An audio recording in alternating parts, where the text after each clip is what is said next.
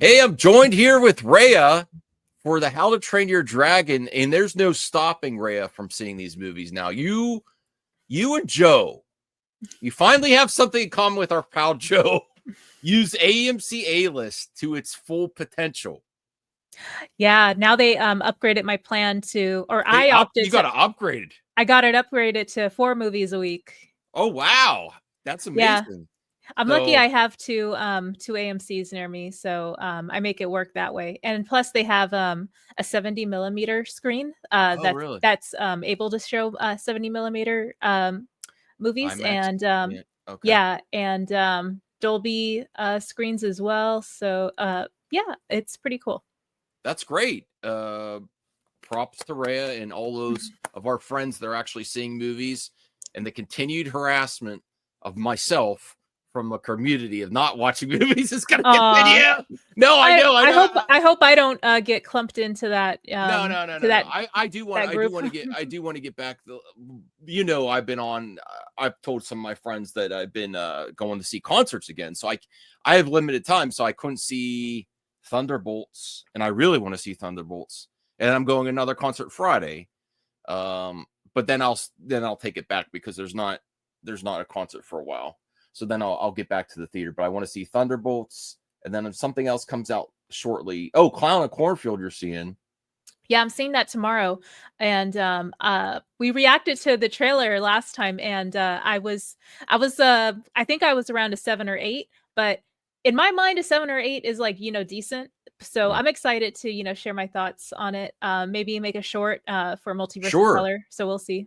Yeah. Definitely check out Rhea. She is a staple now at Multiverse of Keller. So go support her there. I can only track her down when I can because she's so busy with content now and movie watching, which is a good thing. It's a good thing. All right, so this is How to Train Your Dragon. I've been consistent with a lot of general consensus in the community or in movie talk fans and movie fans is give us something new. Give us something new. I'm on the opposite. I think there's a lot of job security in the industry with remake sequels, and then it also gives younger generations. It gives you might find new talent with these remakes. So I'm all for it. And How to Train Your Dragon, it's a modern classic, right? If we think about like people that are so nostalgic about the 80s and stuff, this is a modern classic. People love, younger generations love this. Everyone loves this movie, but yeah, don't you think it's a modern classic? Yeah, it came out in around like, the 2010s, I think, if not like the late 2000s, and it just sort of like hit that desire for like high fantasy adolescence kind of coming of age stories in animation. So it was up there with like Avatar, Teen Titans, and the list goes on and on. And I think people were like for the first time getting exposure to different forms of media as well that kind of catered to a demographic that hadn't really been given a surplus of content before. So yeah, I think it rode the wave of that and has a lot of nostalgic value for folks because of that. So it's ripe for a remake. And then look at all these young, talented people that are going to be in this movie. Some have careers already, but I like that. That's what, before we even had, there was always like plays and things and drama and musicals and stuff. And that's made, or fairy tales are made to keep going forward, adapt and, adapt with the times and move forward. I think How to Train Your Dragon is one of the ones in the last 20 years that's going to move forward in multiple iterations. This is just the first one we're seeing, and I think it looks amazing. And I think the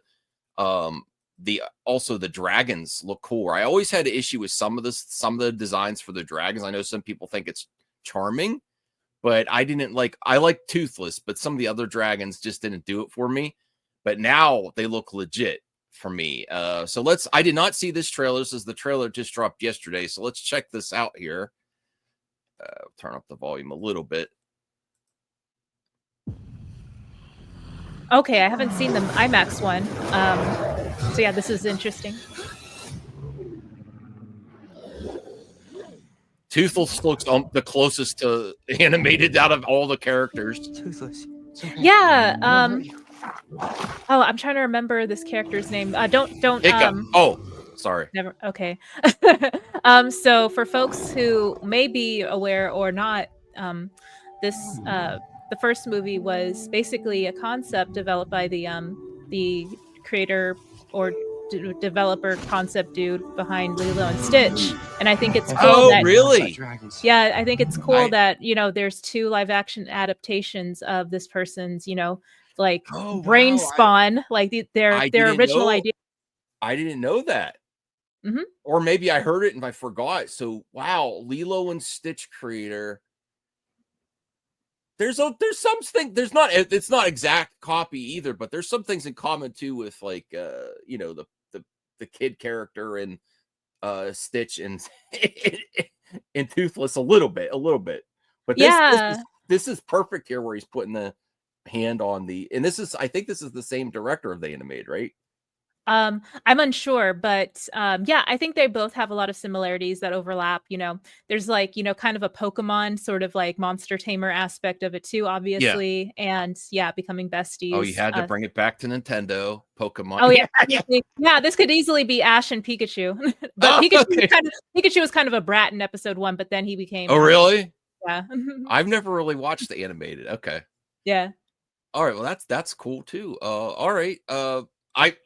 That's amazing. That I wonder what else this creative has worked on. Then I want to check out what else he's up to. But if he has How to Train Your Dragon and Lilo and Stitch like really overperform this summer, forget about it. You're going to get this creative for whatever project they're working on next. Yeah. Okay. It's wrong. Wow, look at that scene.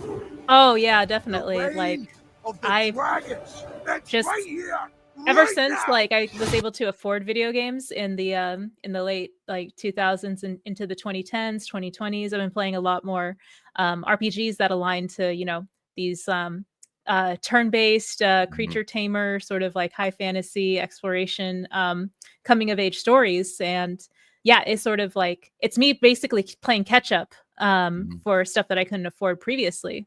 So yeah, I see a lot of like stuff that is definitely going to align to the target demographic and still to the folks who like 10, 15 years later, like are still nostalgic over it. Sure. What is it about us, Ray? Because I know we both have love animation.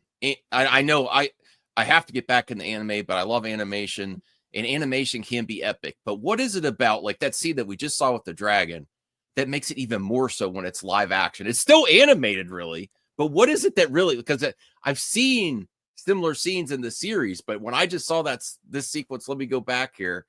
It just like, it's like more epic. I don't know. Yeah. When the dragons just explode out of, through the air, like it was just like breathtaking. Yeah. I don't know if you're talking about this Viking scene or not, or a different one. Right now. Oh, the dragon. I couldn't find, where was it? I think it's further back. Okay, let me see this again. It's just, it makes it even more. There it is. Look at it's like a split second. Oh yeah, it's definitely giving like Monster Hunter. And to answer your question, I think like the reason why I personally anyway, like am just so enamored with like this idea of like a time, like a place out of time that is still influenced by similar Western, if not like Far Eastern influences. And yeah, obviously like I'm a big Spyro the Dragon fan. Yes. Yeah, so like it's that aligned to it too, like the more like stylized dragons. Some of them are better than others as far as like the dragon designs, but it's whimsical, it's it's escapist, and I just feel like for a moment, like yeah, like just fully immersed in this story that is just so captivating, like well designed, like character design and character motivations and their interactions with one another. I actually really like think Brave is slept on because of that. There's like, a sequence where the mom and Merida turn into bears, spoiler alert. And like the setting, like, Scottish history is definitely there, and it's like elevated and to the point where like it's integrated into like a story about a mother and daughter that transcends time. So How to Train Your Dragon is obviously like, father and son relationship transcending time, that's relatable to folks even today through like a high fantasy lens. And shout out to the folks who are pissed off about me talking over the trailer. No, don't listen to those people. I'm specifically doing this. Ray, no, Ray, don't even worry about that. I don't know why. We're 11 minutes in, and like we haven't even watched 1 minute of the trailer. That's what makes us special. You can watch. No shade to other YouTubers, but I don't know what it is. Some people don't even they barely make a facial expression. They just watch the trailer like, oh, okay. And they do that, and that's a trailer reaction. We're the complete opposite. They're like, what do you think? Let us know in the comments. Let us know in the comments. We're not going to change who we are. We are going to react. We're going to be transformative, and watch the trailer and then watch us. Maybe that'll be easy. Keep watching though. Keep watching. But I also want to say, don't listen to the haters. Don't listen to the haters. Well, when there's a voiceover trailer, it's more. That's where people really get triggered. Because they're trying to listen to the voiceover, but you already saw the trailer. I don't watch the trailer reaction first. I'm like, the story. That's why we're all gonna go see it. No, I know, but I don't there are, I guess, viewers that watch trailer reactions first. I'm like, I would always watch the trailer, then watch people's trailer reactions. Yeah, same. Okay. All right. So you mentioned Spyro too. If what would be you would have to pick Spyro or Toothless? If that was going to be be How to Train Rhea's dragon, what would be your dragon? What's your favorite dragon of all time? Still Spyro? It's still Spyro. So I guess in ranking, I'd be like, okay, Spyro can be my bestie, and then then Stitch, and then Toothless. then Stitch, then Toothless. I'm thinking of hierarchy of can someone do a mashup? Who can live in my house a lot easier? Can someone do a mashup of Stitch as a dragon too, or wearing a dragon onesie or something? Oh yes. Okay, I'm gonna whip up something and a mashup after this. Yeah, in a mashup that would be amazing. That would get a lot of So okay. Oh, I almost forgot. I got this guy. Oh, you're ready. When does this come out? I think the 23rd. Okay, cool. Yeah. Woo-hoo. Yeah, I'm definitely gonna see this with my wife, which Rhea's friends with. Yes. She's kind of checked out of super movies, but she still likes horror, and I'm sure she'll still want to see How to Train Your Dragon. She wouldn't say Thunderbolts with me. She's like, no, I'm done with superhero movies. I'm like, you can't get mad at people. People like some of us in the bubble of movie talk get frustrated. Like you can't argue with them. We love it because we're super fans, really. But Oh, sorry. Go ahead. Oh no, go ahead. I was gonna say, although this is inspired by an IP everyone knows and is fond of and holds dear to their heart, I think it's original enough where, okay, this IP, there's been a gap of time where it's been immediately in the zeitgeist, I guess, of older folks, and then even further Gen Z, and then folks after that. So I think that this is ripe. I think we mentioned that earlier to make a comeback. All my nieces and nephews, this is as important to them as Harry Potter, or they love. Oh, that's a great one. Yeah, they loved this is I'm thinking about when I grew up, Princess Bride or something. This is an epic movie for them. I need to make a custom VHS for this. I got to finally get on it. Okay, let's get back to the reacting here. I hope to see this in IMAX. Yeah, same. Ow. I'm the first Viking. You know what's I'm sorry, people watching. So okay, so I think we're at this point where we have to really discern, is this AI? Because some sequences, when Hiccup was on the anvil doing some smithing or whatever, I was like, this looks really, really smooth. And then this scene right here, the lighting and the girls, you know, very You smooth. think AI lighting? I'm confused. What do you think? I hope at least in the future. I'm not look. I know the AI has helped me. Okay, Same. so and I have mixed feelings on it. I do think it can cause people to lose their jobs. Right. But the answer never is, and this is consistently, and I'm not getting into politics. I said this the other day, but make something great again. That's a very trendy political thing, but that's not even opposed to what people think in movies, music, video games. Make it like it used to be. And I think that's the wrong way to think. I think we have to make it better and use the tools that we have right now. I don't think like only focused on what was before is going to work anymore. You have to adapt, change, and use the tools. So I'm conflicted on AI. There are good uses for it. It can make your life better. It can actually help some people learn. There's different learning abilities for different people. I actually watched a news video, besides all the chaos videos news, there's actually videos about AI teaching children now. And if it helps children, I'm not going to be opposed to that either, because kids learn different ways. I can just as an example with me, I have, when I grew up, I had some learning disabilities. I might be more easily, I might ask an AI computer something more instead of being embarrassed to ask a person. And that's just one benefit I could think of that. So, go ahead.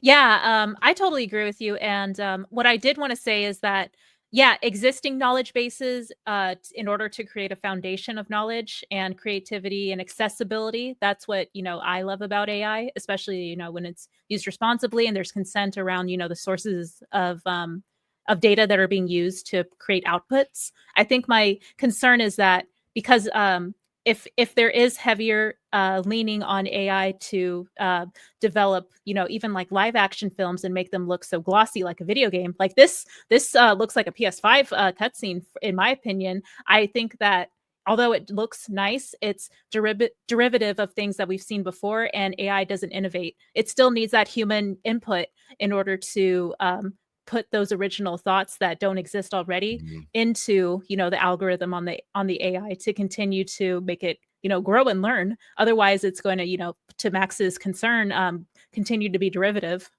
My three biggest concerns with AI are consent, transparency to the consumer, and safeguards to make sure that humans stay in control and at the driver's seat. Those are my three biggest concerns. Okay. Definitely But agree. all right. So let's look at this AI lighting, AI, all kinds of things. It's possible. Like, where are her pores? Like, you know, I'm sorry. Maybe the lighting just is making her, like, you know, have just like very like smooth, silky skin, and no like texture shown. I don't know. Sorry, y'all. Like, No, that's I'm fine. just, I'm really big into AI, so I'm always looking. I'm just like, I'm so like, you know, No, like I'm so like, what is the word? Suspicious of, you know, very nice looking graphics these days. I was never like full anti, but at the beginning I was more anti but now I've, and I do know people have been impacted already. So I understand why they have some people with a chip on their shoulder, but no, there's all kinds of tools that constantly develop, and some of it is going to impact workforce, but you can also use it and it can also benefit your life. I'm mixed in the entertainment industry. I do want it. I mean, if it makes things cheaper without losing jobs, that's, I don't know. Maybe, and there was also, it can also actually help people with crunch, with all the special effects artists before that were complaining about that, and work on more projects, but not tipping the scales to where they don't have work at all, though. That's the thing. Okay. Let's see the end of this trail. Let's see what else is going on in here. First to ride one, though. All right, bud, you ready?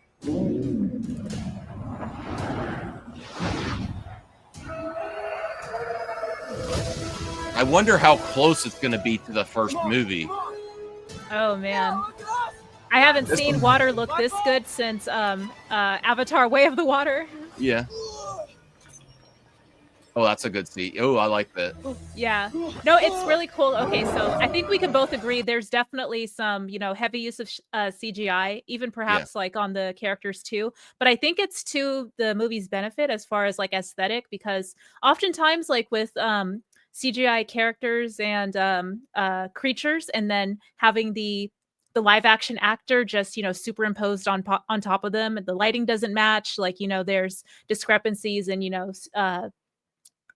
like if like just something different about the interactions where between the live action character and then the character animated interacting with them. So this looks actually more natural, even though it's still and very heavily like CGI.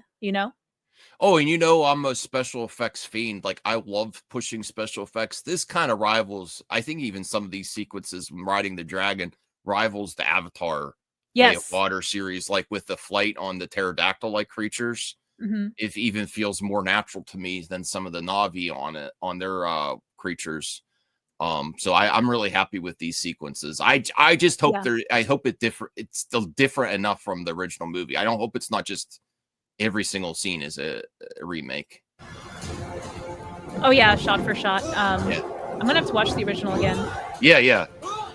I do remember this sequence though. There are some like iconic moments for sure.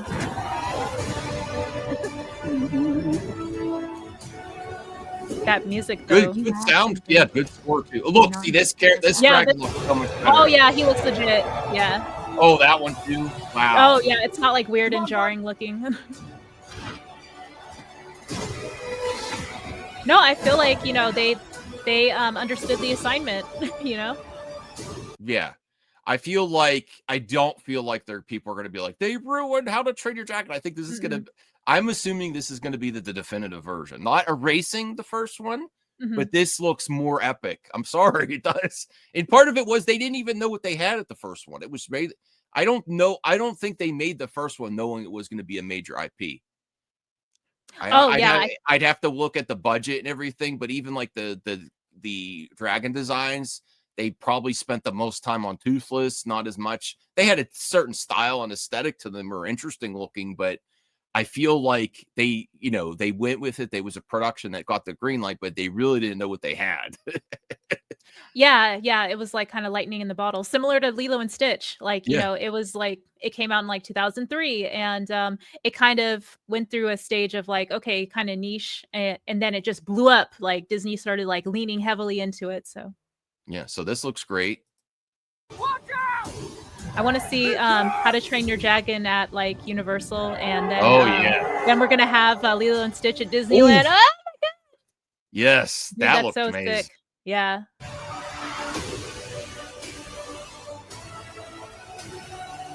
Woo! Get All some. All right, Yeah. we got to give it a score, especially since we spent like 25 minutes on it. No, I spent. Sorry, no, y'all. it's fine. We're friends. We're having fun here. 25 minutes on How to Train Your Dragon. If you want to see more of that, let us know in the comment section, friends.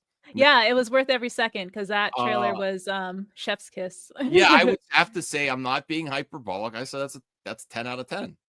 Like the special effects of the dragons look better than the first one. The characters look on point. The score was there. I mean, it does not look like, and I know we have apologists for the industry right now, and I love Hollywood too, but I really don't think helping them is going to make excuses for them. With some special effects are a little bit lackluster lately in Hollywood. That I don't get that from this at all. I think there could always be improvement, but that looked pretty good, special effects wise. Yeah, I agree. So I give it a 10 out of 10 as well. And like just to kind of add to what you mentioned, I think the advantage that this movie has compared to Lilo and Stitch is that How to Train Your Dragon came out like was like pushing the needle as far as like 3D animation and stylized character interactions and more natural, movement of characters. There's a lot of like subtle, responses between the characters and one another. Facial expressions were more defined. So there was a lot more care put into the the 3D aspect of the original How to Train Your Dragon versus what we were getting at the time, in my opinion. So it's going to have a little less of like, you know, apprehension, I guess, from folks who may be comparing the original 2D animated Lilo and Stitch to the new one coming out. So they have a higher shot, or like a better shot at, you know, pleasing more people out the gate. Although Lilo and Stitch seems to be universally like adored as well, but that's just my take, because it's so close in proximity. You had some innovation and you had some constructive criticism of Lilo, and we're actually going to react to that next. Okay. I will say I pre-ordered my ticket. You know, I'm going to chop it up with everyone about it. I'm going to give it its fair shot. Constructive concerns, because you think to reiterate what she said on our first trailer reaction, and then we'll probably end here because we're going to go right into Lilo and Stitch. It's only a minute. So thanks for watching. Make sure to check out our Lilo and Stitch. Okay, we're back with Rhea. Hi.